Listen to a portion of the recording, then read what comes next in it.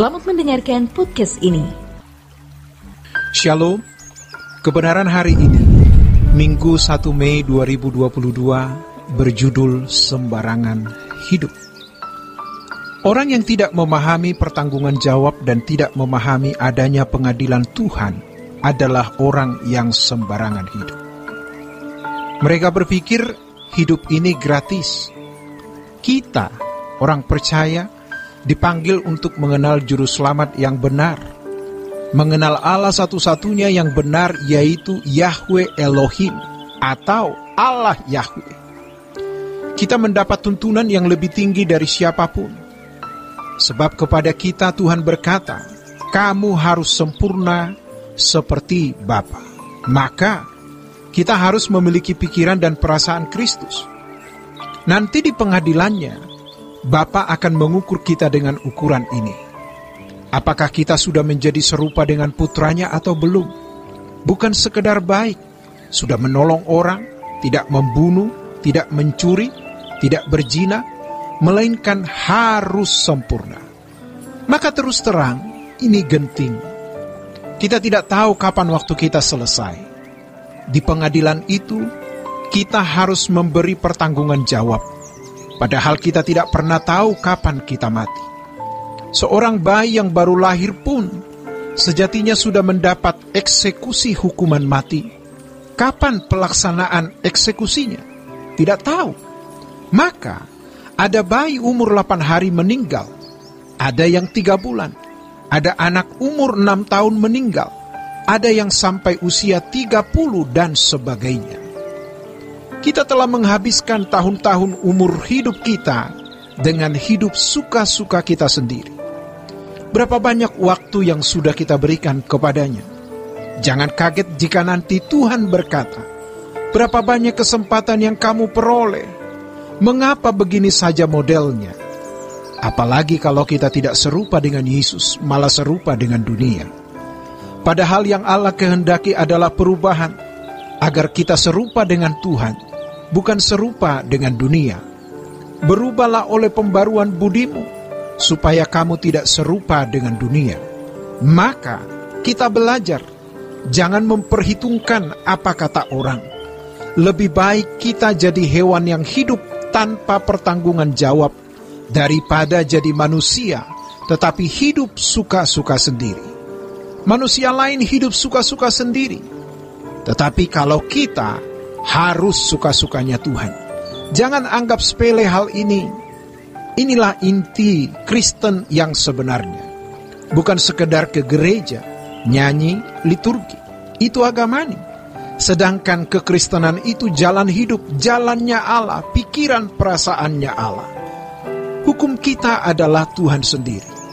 Kalau hukum kita Tuhan sendiri, kita harus punya pikiran dan perasaannya, supaya kita bisa berbuat segala sesuatu selalu sesuai dengan pikiran dan perasaan Allah. Inilah perubahan yang terus kita lakukan secara teknis, dari soal menjaga mulut, pikiran, mata dan perilaku, sampai kodrat kita diubahkan. Itu pekerjaan Roh Kudus yang luar biasa. Makanya, orang tidak boleh terikat dunia lagi. Namun jangan kita berpikir, kalau tidak terikat dunia, lalu jadi miskin. Kita harus hidup bertanggung jawab dalam mencari nafkah. Tuhan tidak akan pernah meninggalkan kita. Hanya satu yang kita perlukan, yaitu Tuhan. Apakah ini artinya kita tidak boleh menikah? Kalaupun kita menikah, itu karena Tuhan menghendaki kita menikah. Kalaupun kita cari uang, tentu memang mesti mencari uang itu. Semua itu kita lakukan karena Tuhan. Kalaupun memiliki segala fasilitas, itu juga karena Tuhan. Jangan sampai kita kehilangan kesempatan. Mengerikan. Kita sudah terkontaminasi, terpapar cara berpikir dan prinsip-prinsip hidup yang salah, yang kalimatnya adalah hidup ini gratis. Dia tidak sadar siapa yang menciptakan dia. Dia tidak tahu untuk apa dia diciptakan. Makanya kita belajar apa alasan kita hidup. Kehidupan ini adalah milik Tuhan, bukan milik kita. Tetapi Tuhan mempercayakan kehidupan itu kepada kita. Di dalam kehidupan yang Tuhan percayakan, ada hak dan kewajiban. Hak itu anugerah, tetapi kewajiban juga anugerah. Kita jalani.